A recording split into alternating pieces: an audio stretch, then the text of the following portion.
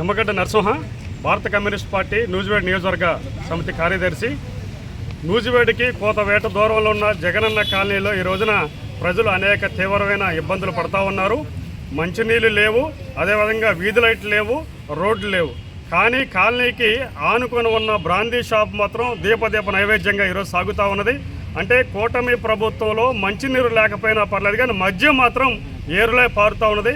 ఈ రోజున జగనన్న కాలనీలో ఉన్న పేదలందరికీ మౌలిక సదుపాయాలు కల్పించే విషయంలో మేనమేషాలు లెక్కిస్తున్న స్థానిక మంత్రి గారు ఈ రోజున మద్యం షాపులు మాత్రం సకాల సౌకర్యాలు కల్పిస్తూ ఉన్నారు. కాబట్టి ఈ కూటమి ప్రభుత్వం కానీ స్థానిక మంత్రి గారు కానీ నూజివేడ్లో ఉన్న పేదలకి ఇస్తున్న జగనన్న కాలనీలో కనీస సౌకర్యాలు కల్పించేటట్టుగా సిద్ధశుద్ధితో వ్యవహరించాలి. లేని పక్షంలో కనుక భారత కమ్యూనిస్ట్ పార్టీ ఆధ్వర్యంలో ఈ జగనన్న కాలనీలో పేదలందరినీ సమీకరించి పెద్ద ఎత్తున పోరాటం చేస్తాం. అవసరమైతే కనుక స్థానిక మంత్రి గారి క్యాంప్ ఆఫీసును కూడా దిగ్బంధం చేస్తామని చెప్పి